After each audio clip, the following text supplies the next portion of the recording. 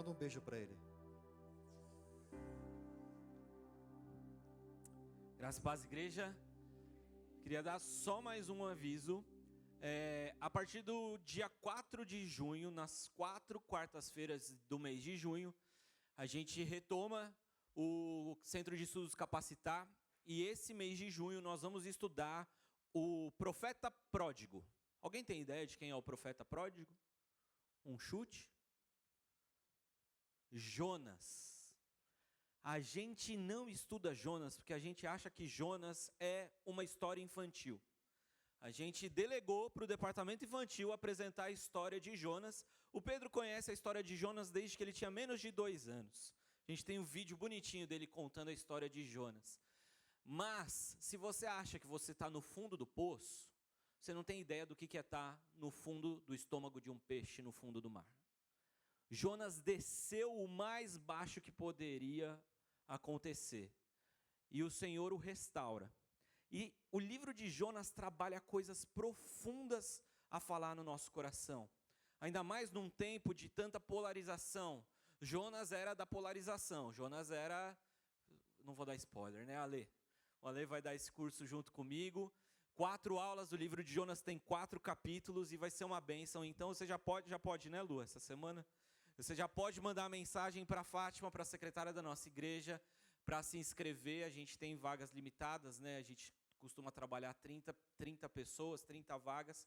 Então, não perca, todas as quartas-feiras do mês de junho, das 8 até as 9h30, quando eu dou a aula até às 10 para as 10, mais ou menos. Quando é o Ale, o pastor Luz, os professores, eles vão até 9h30. Hoje nós vamos trabalhar legado, construindo um legado na sociedade. Eu vou pedir que você abra sua Bíblia em Jeremias 29. O livro do profeta Jeremias, capítulo 29, a partir do versículo 1.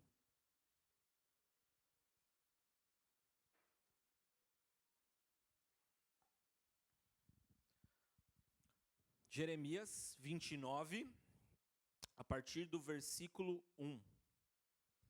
Diz assim: o profeta Jeremias escreveu uma carta e a enviou a Jerusalém, aos líderes, sacerdotes, profetas e a todo o povo que o rei Nabucodonosor havia levado para a Babilônia.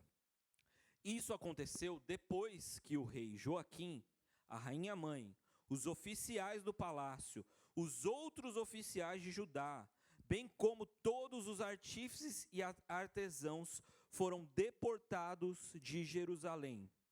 Ele enviou a carta por meio de Elasa, filho de Safã e de Jeremias, filho de Ilquias, quando eles foram à Babilônia como embaixadores de Zedequias a Nabucodonosor.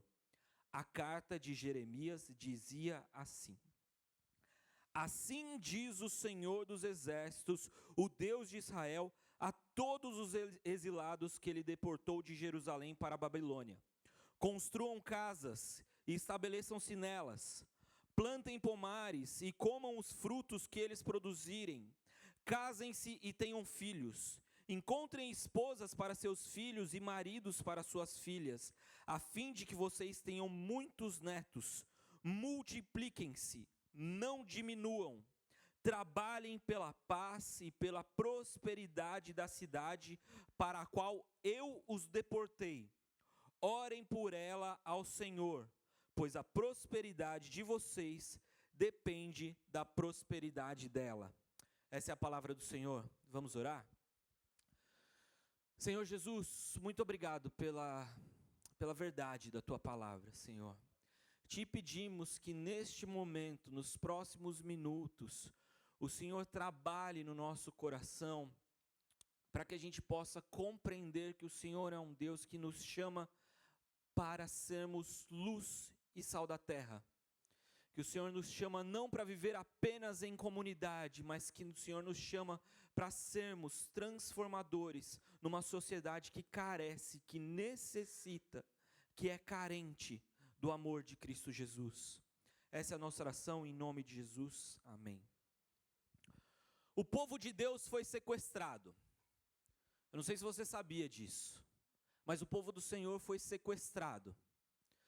O reino já estava dividido, o reino do norte, capital em Samaria, você se lembra das suas aulas de EBD, e o reino do sul, o reino que ficou mais próximo do Senhor, que continuava com o trono de Davi, com a capital de Jerusalém, eles também foram se perdendo ao longo do caminho.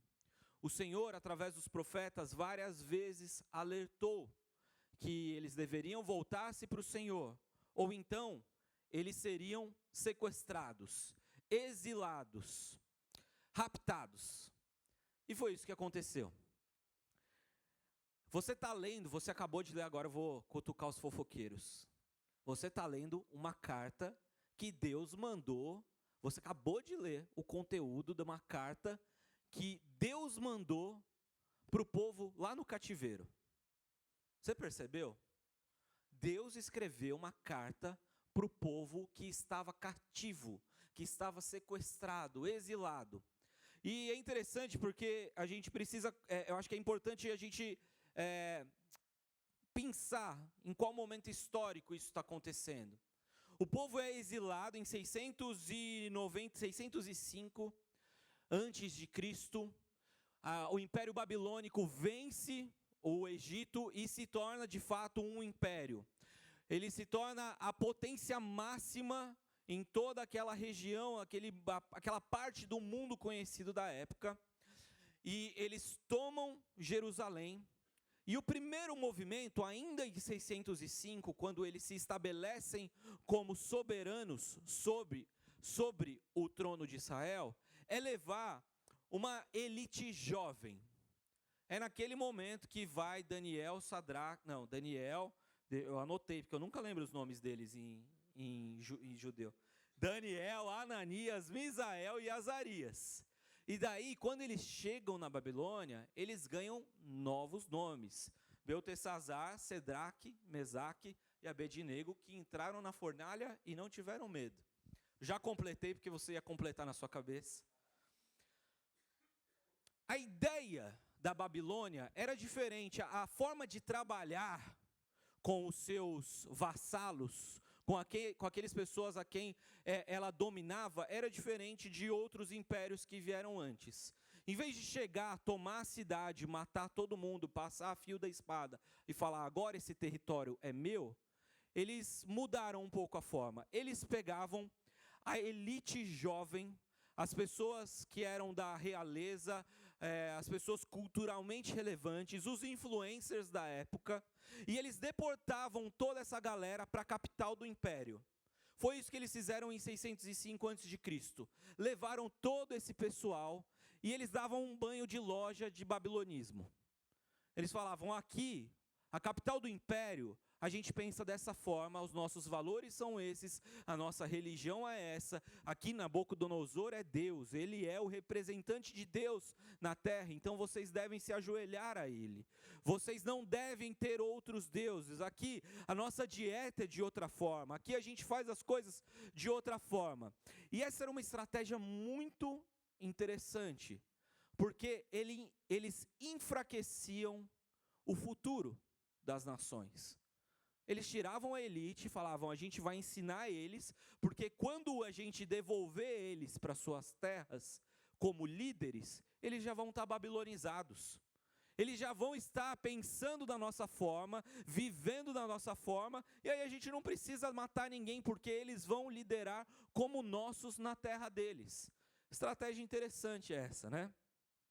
Acontece que em 597, 8 anos depois, o rei Joaquim, que tinha ficado lá em Jerusalém, ele se revolta contra a Babilônia, ele tenta fazer um motim, ele tenta libertar Israel do império, e aí a Babilônia vem com o pulso um pouco mais forte.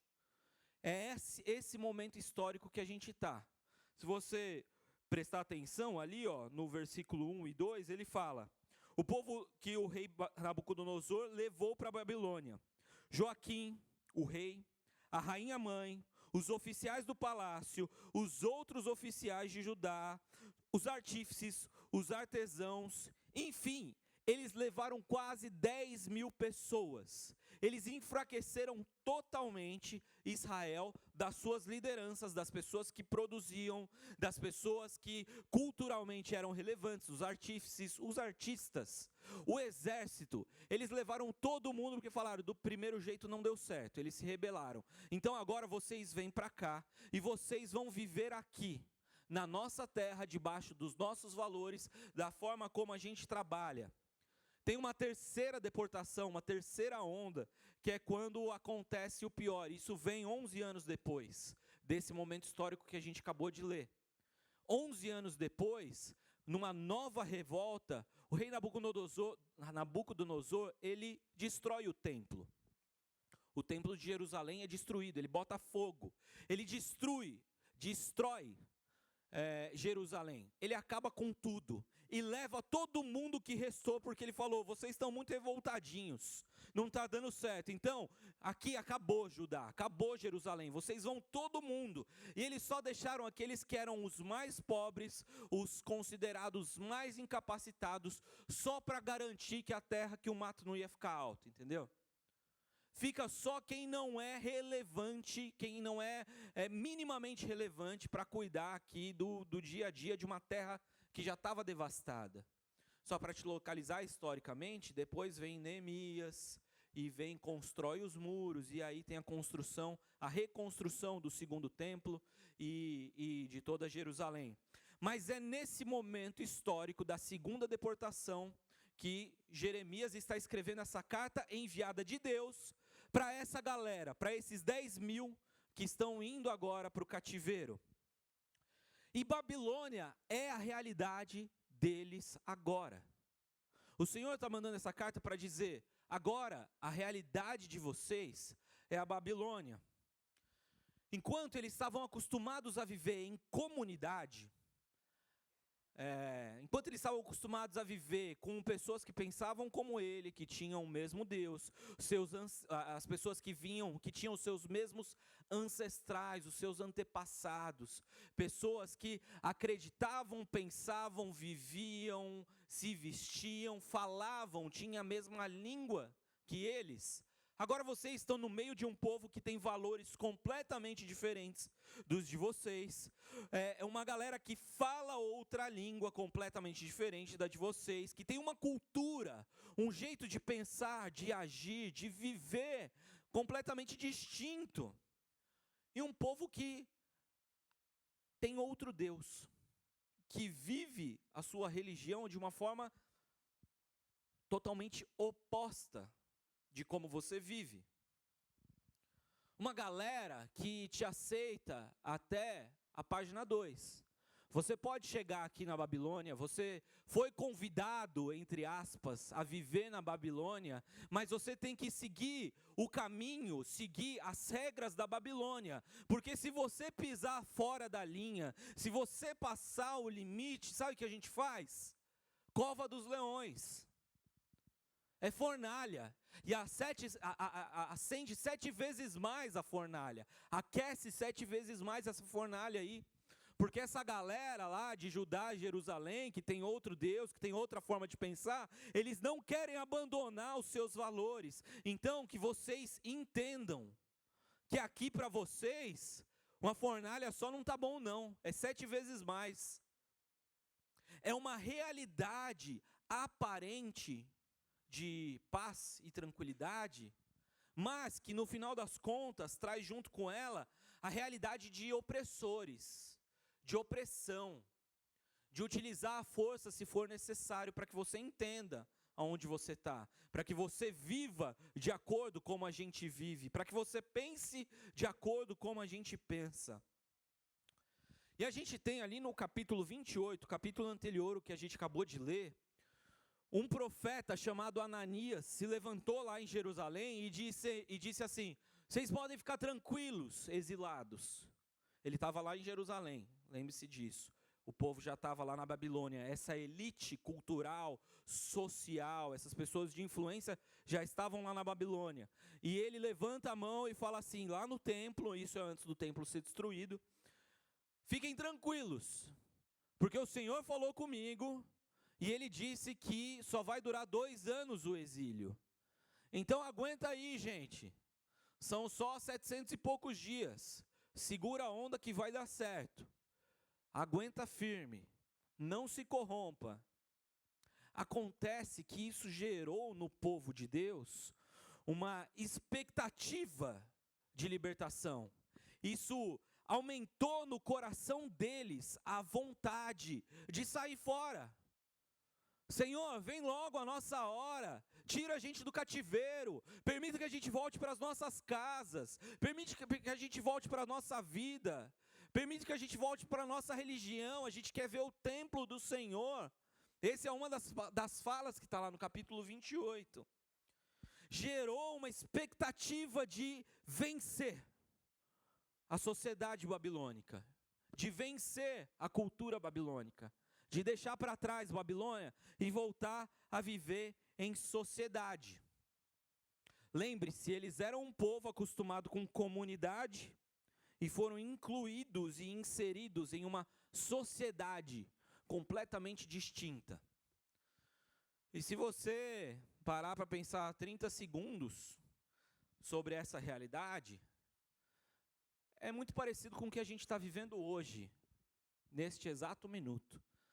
Se você está vivendo bem a sua igreja, você está percebendo o movimento que Deus está fazendo, e está muito gostoso viver em comunidade. Ontem foram 12 batismos e 19 conversões. Você sabe o que é isso para uma igreja de 300 pessoas? Em um único dia, uma igreja batista, uma metrópole cultural, urbana, em um só batismo ter 12 pessoas se batizando. Eu estava conversando com, eu não vou falar o nome porque não é tão bom. Eu estava conversando com um amigo de uma igreja batista aqui, numa cidade parecida com a nossa, de proporções parecidas com a nossa. PIB, a igreja dele, já falei, né? Não falei a cidade. E ele falou que no ano passado, no ano todo, eles batizaram 15 pessoas. A gente em um batismo batizou 12, não é competição. Mas eu estou te convidando a olhar como Deus tem trabalhado na sua comunidade de fé. E aí é gostosinho, porque a gente tem um culto maravilhoso no sábado à noite, gostoso de estar junto, de conversar, de chorar, dar um abraço na Fatiminha, chorar com ela, vendo a Alexia se batizar, de ver o que Deus está fazendo, de ver a alegria da Priscila, do Everton, nossos irmãos, todos envolvidos aqui. Aí a gente canta maravilhoso, aí a gente chega em casa com o coração quentinho, a gente dorme, aí a gente vem para um culto gostoso desse, com a igreja cheia, a gente canta, aí quando a gente está lá na porta, a gente dá abraço, beijo, compartilha a vida, aí um já vira para o outro e fala, vamos comer junto lá no shopping? Aí você vai, daí chega no final do dia, já vi quem está indo, chama a gente também, beleza? Vai todo mundo para o shopping, come junto, quando você vê 6 horas da tarde do domingo e você ainda está vivendo em comunidade. Porque é gente que pensa junto, gente que vive a mesma fé, gente que tem os mesmos valores, é gostoso estar junto. Só que daí, você acorda amanhã de manhã, e aí você põe o pé para fora da sua casa, entra no ônibus e aí é Babilônia. Aí é sociedade. Aí você está deportado, porque você é um exilado, porque você senta do lado de uma pessoa que é um homem que está vestido com uma saia, que com as unhas pintadas, que tem o cabelo assim assado, ou então você senta com alguém que é um militante político diferente, que pensa diferente do que você pensa, ou então você sai e já está com medo de sofrer, ser vítima de violência e de ter o seu carro roubado, alguém chegando em você, alguém mexendo com a sua filha. Você está no meio da Babilônia, de uma sociedade que é cruel, de uma sociedade que é, qual é a palavra? Hostil ao seu pensamento, aos seus valores, ao seu jeito de ser. E aí sabe o que a gente faz? Sabe, a resposta ao cativeiro, a resposta reflexiva, teológica do povo de Israel para o cativeiro não foi instantânea. A resposta ao cativeiro, ela foi sendo construída ao longo do tempo, e ela se chama farisaísmo. O farisaísmo, ele nasce como uma resposta e como um movimento de contrapor e tentar garantir que aquilo que a Babilônia tentou fazer na gente não tem efeito. Então, a gente agora vai se juntar nas sinagogas, não tem mais templo, então vamos criar sinagogas e vamos garantir que, como não tem mais o templo, que era o centro da fé judaica, agora a Torá se torna o centro da nossa fé. E se a Torá é o centro da nossa fé, a gente precisa garantir que as pessoas da nossa religião, do nosso povo, não ponham o pé para fora da Torá. Então vamos se fechar aqui no nosso gueto, vamos se fechar aqui no meio da gente, vamos colocar e estabelecer uma série de regras. Então assim, se tem o mandamento do sábado, para guardar o sábado, vamos criar 365 regras para dizer o que é guardar o sábado. Se você levantar e você fizer comida, você está trabalhando, então não pode, está em pecado. Agora você precisa cumprir os rituais porque você se tornou impuro cerimonialmente. E a resposta religiosa, teológica de Judá, de Jerusalém, para o cativeiro, para essa sociedade hostil, foi se fechar no gueto. E eu fiquei pasmo quando, refletindo sobre essa pregação, eu percebi que a gente fez a mesma coisa. Em 500 anos de cristianismo evangélico reformado, e em 2000 anos de história de cristianismo, o movimento que a igreja fez para se proteger de uma sociedade que é hostil, que não pensa como a gente, é falar, vamos se fechar nos nossos guetos. Vamos garantir que todo mundo que está aqui dentro não põe o pé para fora. E aí a gente disse que cinema é pecado, a gente disse que internet é pecado. Eu sou da geração que ouviu que www, lá nos anos 2000, era uma... É isso mesmo, Lenita. Era uma forma... Eu não sei qual pulo que eles davam para dizer isso, mas na cabeça do crente médio dos anos 2000, www era o 666. Eu tive uma amiga que foi, não é excluída, como que chama? Hã? Não, é disciplinada, isso. Ela foi disciplinada na igreja dela, porque ela postou uma foto do culto no Facebook, no Orkut. Há 20 anos atrás. Aí eu perguntei para ela, e essa igreja que te disciplinou, como que está hoje? Ela falou, o Instagram deles bombam. Porque essa é a nossa resposta natural.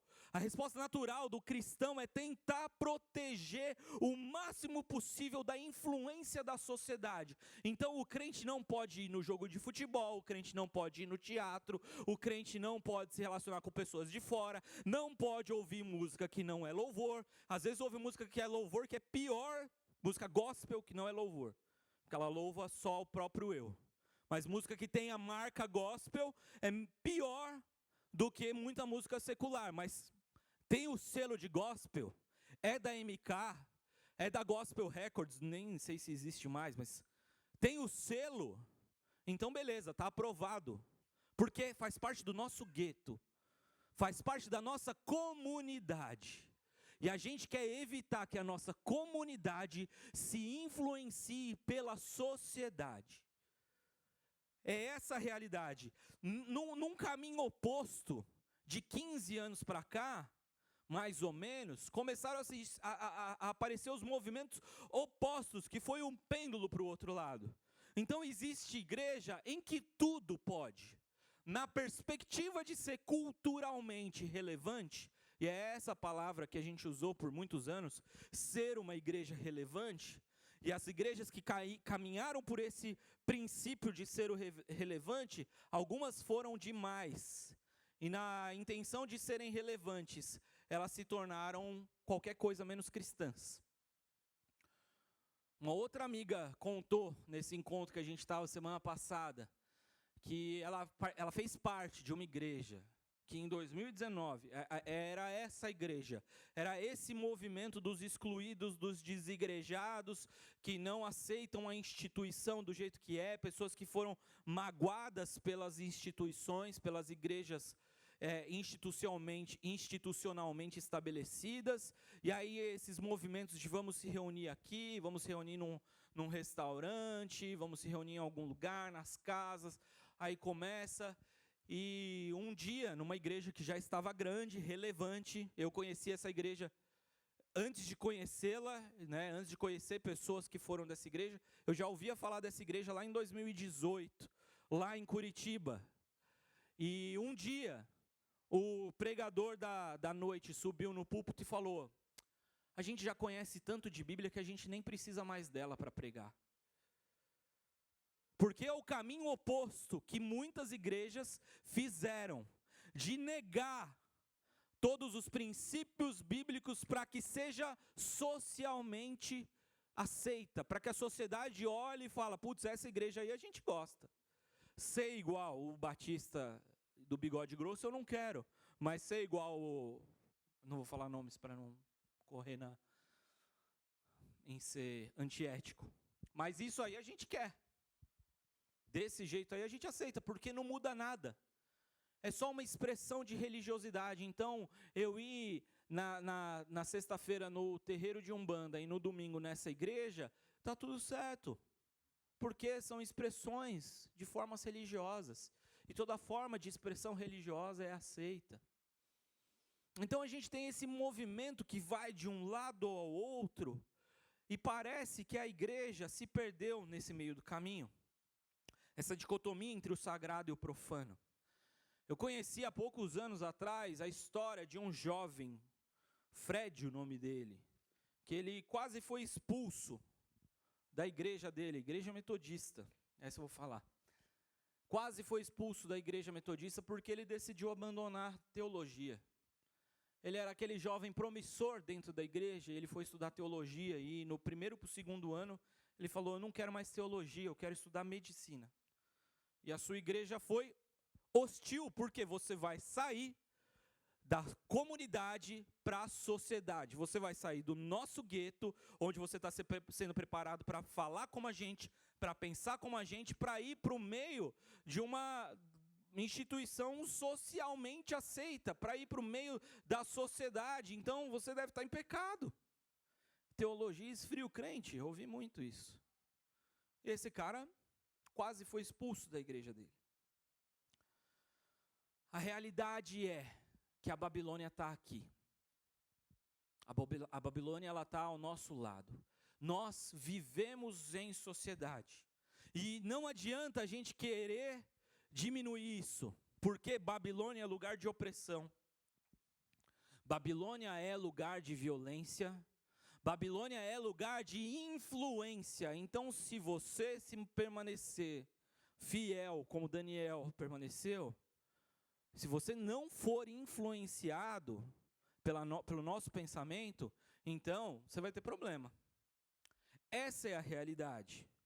E aí, diante de tudo isso, o grande plot twist, o grande ponto de virada da história, é que eu não sei se você se lembra, mas no versículo 4, o Senhor diz assim, no 5, construam casas, estabeleçam-se nelas, plantem pomares, comam frutos, os frutos que eles produzirem, casem-se e tenham filhos, encontrem esposas para os seus filhos e maridos para suas filhas, a fim de que vocês tenham muitos netos, multipliquem-se, não diminuam, trabalhem pela paz e pela prosperidade da cidade para a qual eu os deportei.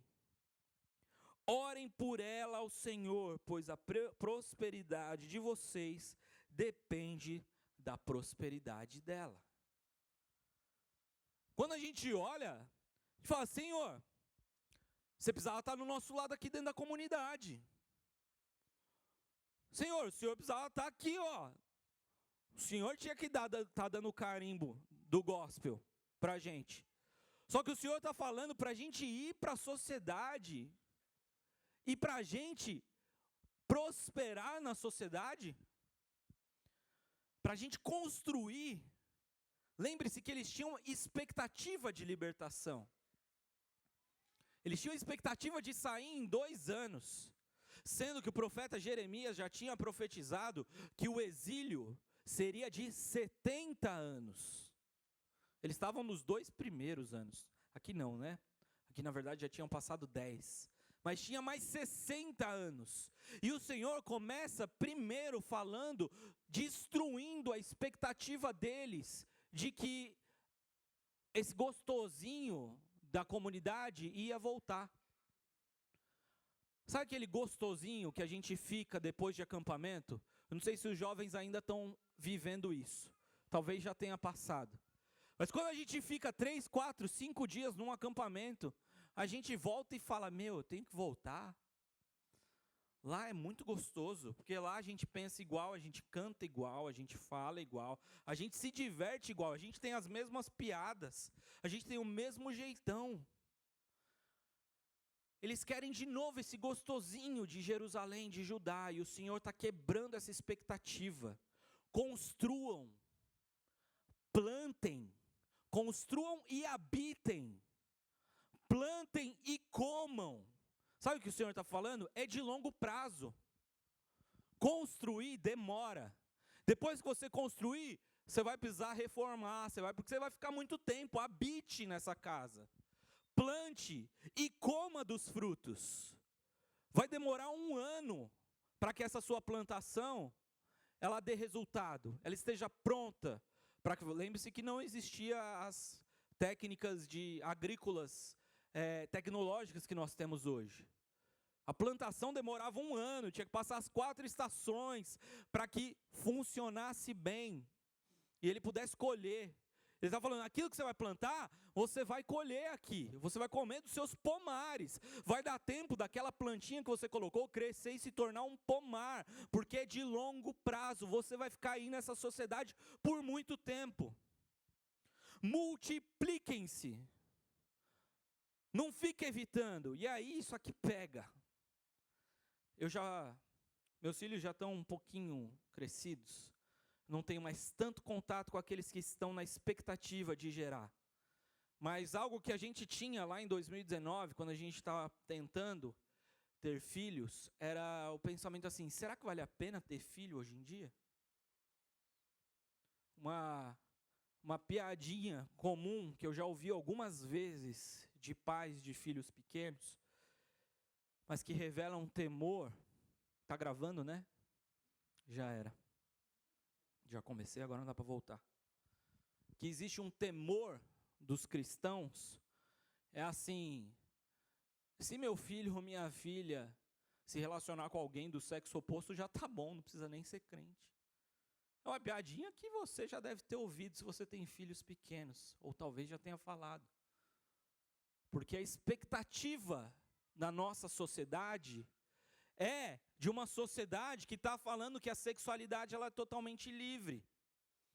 É isso que está como o grande mandante da cultura. E só para fazer um recorte, já que isso não estava na pregação, mas já que eu entrei por essa via, só para fazer um recorte. No censo de 2010, os evangélicos eram 22, 23 milhões, se eu não me engano. A expectativa de chegar em 30 milhões era grande. Spoiler, não chegamos. Vai sair no censo. Diminuiu a quantidade de evangélicos de 2010 para cá. Mas o volume, que inclusive virou objeto de discussão política no nosso país nos últimos 15 anos, era de uma sociedade que era quase 30%. Essa galera está ficando relevante. Sabe quanto no censo de 2010 era a quantidade de pessoas que se identificavam com a cultura LGBTQIAP+? 3 milhões. Só que eles estão na sociedade. E a igreja está em comunidade. Então 3 milhões produziram a cultura que o meu e o seu filho vivem. Enquanto 30 milhões ficaram dentro das casas, dentro das igrejas, fazendo protesto, fazendo boicote contra as Casas Bahia, se eu não me engano, não lembro qual, contra o Avon, porque teve, não sei se vocês se lembram disso, provavelmente lá em 2012, 2013, a Avon fez uma propaganda de Dia dos Pais com 2 homens. E aí o boicote da época era: não vamos comprar Avon, não vão comprar Natura, porque eles se identificam com essa cultura e eles não têm os nossos valores. Mas em vez de ter cristãos relevantes, influenciando a partir dos valores bíblicos e cristãos, lá na linha de frente dos executivos da Natura, da Avon, a gente estava dentro de casa reclamando. Aí faz boicote contra o Porta dos Fundos, aí chama a Globo de Globo Lixo. E aí 3 milhões produziram a cultura que eu e você vive. Sabe por quê? Porque a gente falou que teatro era do diabo, cinema era do diabo, televisão era do diabo, futebol, esporte era do diabo, internet era do diabo. E a gente entregou para o inimigo os instrumentos que a sociedade usa para se regular. E agora a gente está aqui falando, que sociedade hostil a gente. Eu me perdi aqui porque eu não ia falar nada disso. Deixa eu voltar.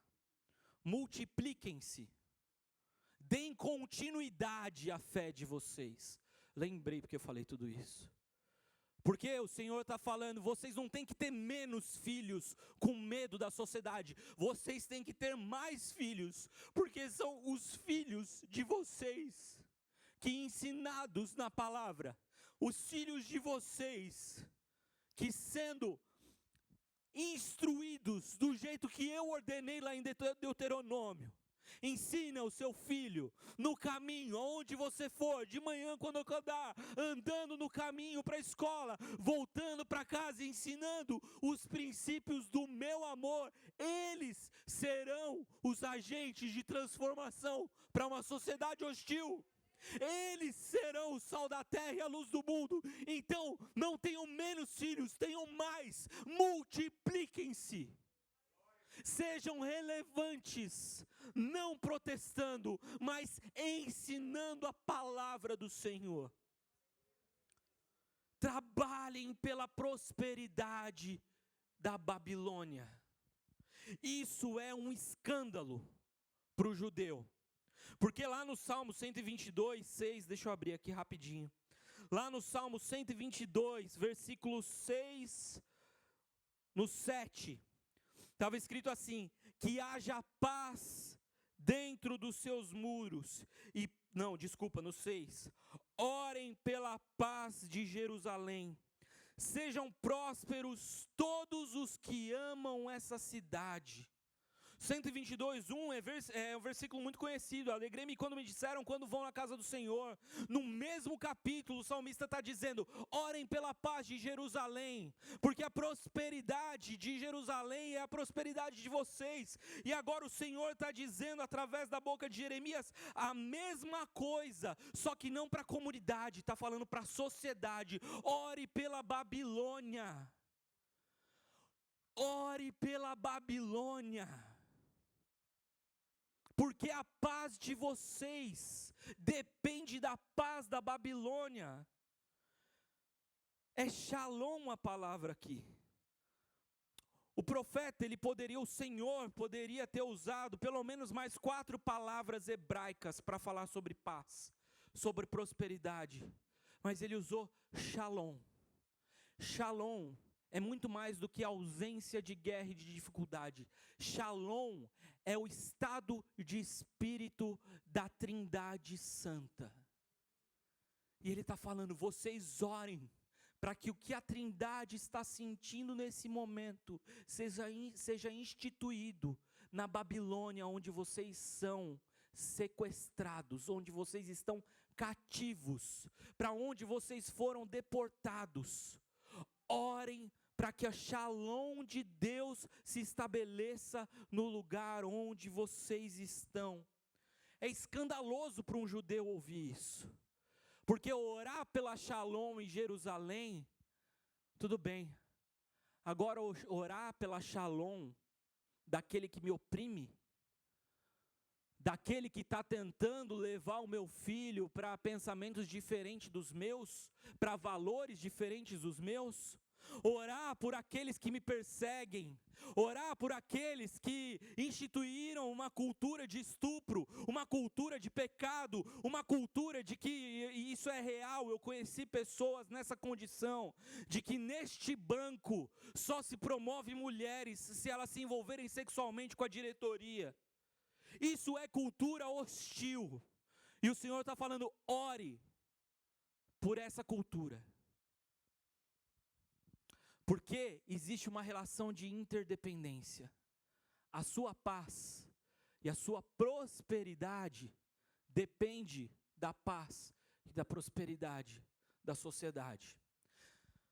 Judeu, a sua paz e a sua prosperidade, como você vai viver no exílio, depende de como está se desenvolvendo a Babilônia. Então, não se fechem nos seus guetos. Não tentem lutar contra as premissas e os valores que vêm, mas pelo poder de Deus em vocês, vocês irão transformar a realidade da sociedade e da Babilônia, porque eu sou o Deus Todo-Poderoso que vive em vocês. E a verdade é que os valores do mundo são quebrados, e inevitavelmente, uma hora, as pessoas que estão vivendo da lógica desse mundo, elas vão entender, elas vão se deparar com a cara no muro, e eles vão entender que o que eles estão vivendo é algo que não faz sentido. É a hora que o chefe que te persegue recebe um diagnóstico de câncer, e ele vai lá na sua mesa e fala: você é crente, né? Ora por mim, porque tem um câncer na minha família e agora eu não sei mais o que fazer. Te perseguir agora não vai adiantar. O que eu preciso é do seu Deus. O que eu preciso é que a lógica que você viveu ao meu lado durante todos esses anos inunda a minha vida, porque eu quero a paz, a shalom que habita dentro de você, habitando dentro de mim agora. A cultura vai bater de cara no muro, o grupo de louvor pode vir, mas um dia eles irão perceber que o poder que habita em você é maior, mas isso só se você estiver envolvido com eles. Se você não demonstrar amor, se você não se preocupar com a cultura, se você não orar pela sociedade, se você ficar dentro do seu gueto, dentro da sua igreja, vindo de segunda a segunda em todos os cultos e pregando e falando tudo aqui dentro, e não for ser sal da terra e luz do mundo lá fora, esse cristianismo que você vive, ele é teórico. A prática é lá. A verdade é que onde a cultura da morte está estabelecida, a cultura de cancelamento está estabelecida, eu e você, que somos agentes de vida e de transformação e de visibilidade, vamos poder transformar. O John Stott dizia que a igreja é a consciência da sociedade.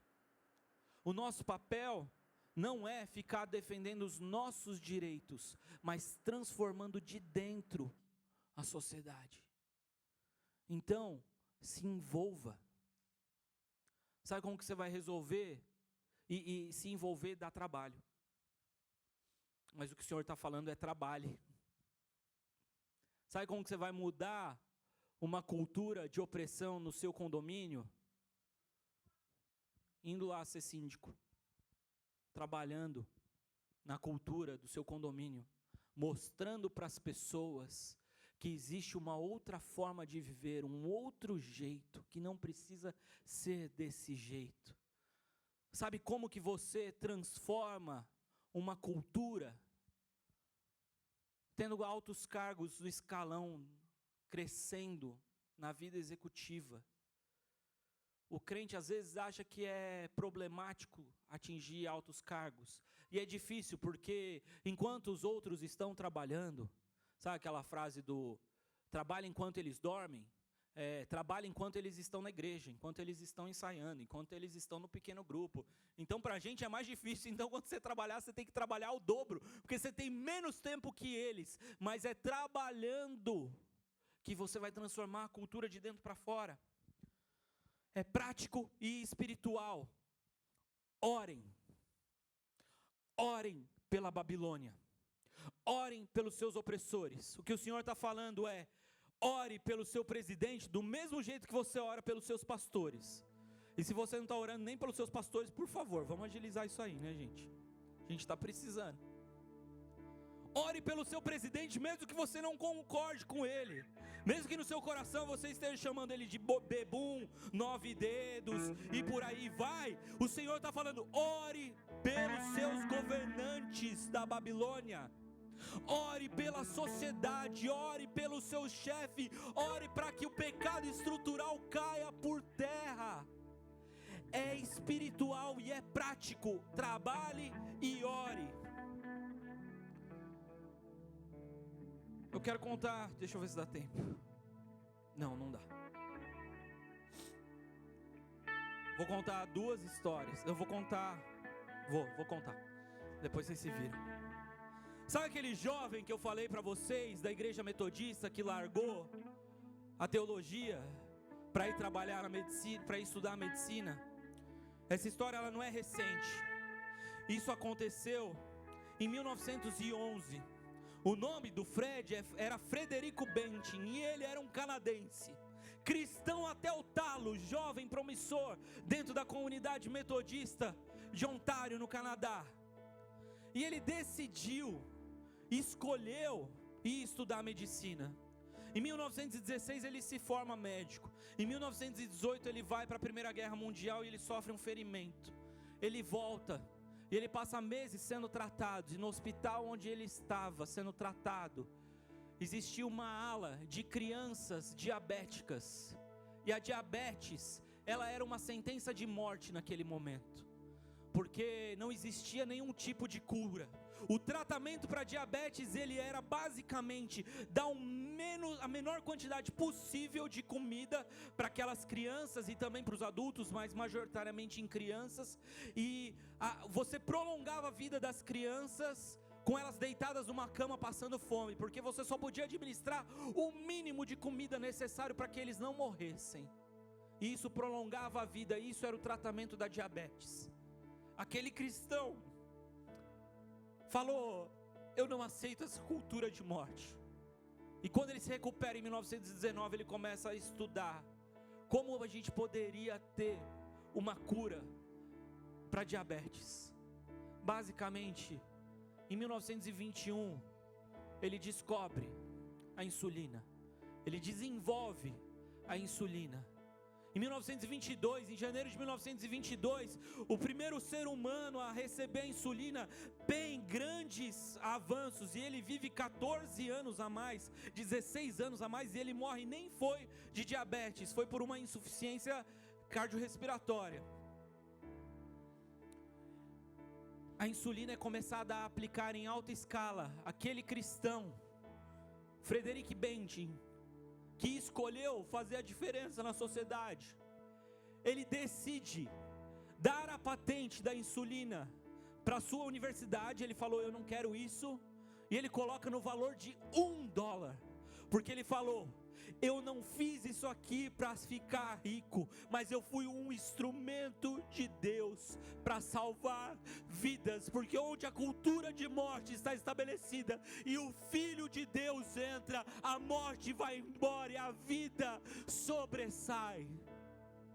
Milhões, nesse momento hoje, existem 8 milhões de pessoas sendo tratadas com insulina ao redor do mundo. 100 anos depois, milhões e milhões de vidas foram transformadas, porque aquele jovem decidiu sair do seminário e ir para a Universidade de Medicina. Em 1923 ele ganha o prêmio Nobel, foi a pessoa mais jovem a ganhar o prêmio Nobel de Medicina. até aquele momento.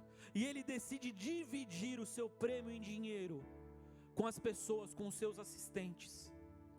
Porque ele falou: isso daqui é para a glória de Deus, e não para o meu lucro, não para o meu ganho pessoal. Se você está com um convite aí da igreja, da festa de 50 anos, e olhar atrás, está escrito que em 1981 nós começamos a nos reunir nesse templo. Acontece que era lá no salão. Esse prédio, esse lugar onde você está, ele estava sendo construído. E em 1983, em junho de 1983, uma grande chuva inundou uma região ali da divisa entre o Paraná e Santa Catarina, as cidades de Porto União e União da Vitória. Essa igreja já estava com todo o material pronto para levantar esse prédio onde você está sentado.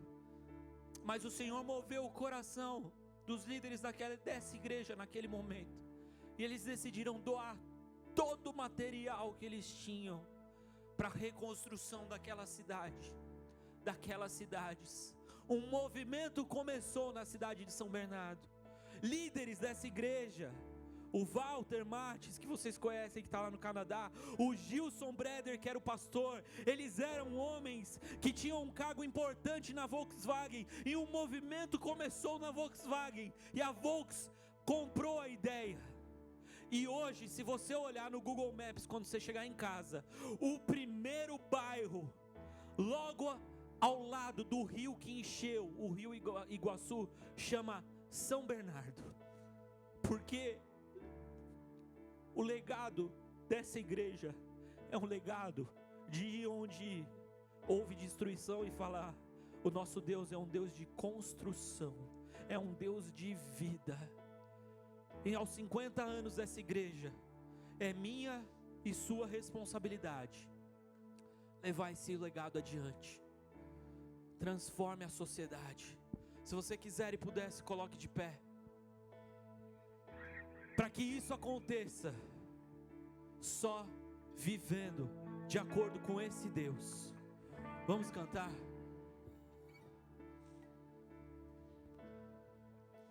Digno desta canção, só Tu és, Senhor. Digno do meu louvor, só Tu és, Senhor.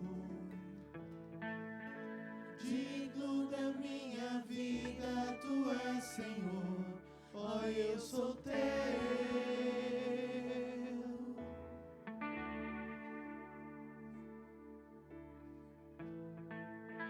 Nome que é sobre todos é o Teu, Jesus.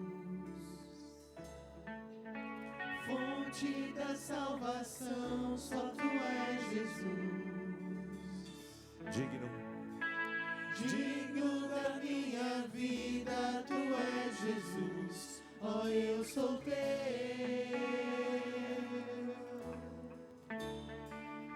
Declara isso a Ele. Santo, és incomparável, és inigualável. Abre os meus olhos, Senhor. Mostra quem Tu és e enche o meu coração do amor que faz mudar o mundo. Queria te convidar nesta manhã que você possa deixar um legado na sociedade em que você está inserido. Você já viu aqui esses e-mails sobre os legados, que você possa entender a mensagem do Senhor para a sua vida e dizer assim: Senhor, eu estou dentro desta sociedade e é nela que eu quero fazer a diferença. Billy Graham dizia que nós temos que fazer, o evangelho é espiritual, mas para transformar a sociedade no modelo de Jesus Cristo, que nós possamos fazer isso. Se você tem esse desejo, eu queria que você erguesse uma de suas mãos. Nós vamos orar e pedir: Senhor, usa a minha vida para transformar essa sociedade, a começar em mim, Senhor, a começar em mim, no meu coração quebrantado. Quebra corações neste lugar, nessa sociedade, lá no meu trabalho, na minha escola, na minha família, dos meus amigos. Que essa sociedade possa sentir a diferença que é receber o Senhor como Senhor e Salvador. Senhor, muito obrigado a Deus. Senhor, muito obrigado, porque nós ouvimos hoje que nós não devemos viver isolados, mas no contexto social nós devemos ser aquele agente de transformação, que leva a Tua palavra, que prega a Tua palavra, que usa, Senhor, as nossas vidas para servir, para influenciar e para amar esta sociedade, Senhor. Senhor, nós não podemos nos isolar, nós temos que viver o contexto social, fazendo a diferença e levando a Tua palavra, levando aqueles que sofrem, aqueles que necessitam, aqueles que precisam, Senhor. Usa as nossas vidas como igreja, que já tem usado nesses 50 anos, que nos próximos 50, se o Senhor não voltar, esta igreja possa ser ainda mais relevante. E a igreja não é um prédio, a igreja não são os lugares, a igreja somos eu e os meus irmãos. Usa, Senhor, cada um de nós, para que possamos fazer diferença nessa sociedade, Senhor. Nós oramos isso em nome do Pai, do Deus Filho e do Deus Espírito Santo, e o Teu povo diz amém. Aleluia.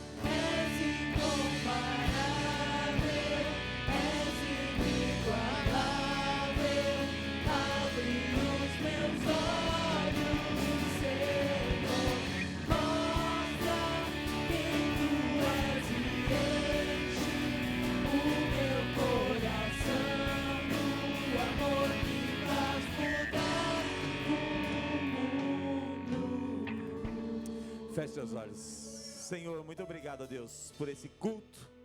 Obrigado por meus irmãos e irmãs. Obrigado pela mensagem que nós recebemos nesta manhã. Obrigado pelos louvores que pudemos cantar ao Teu nome, Senhor.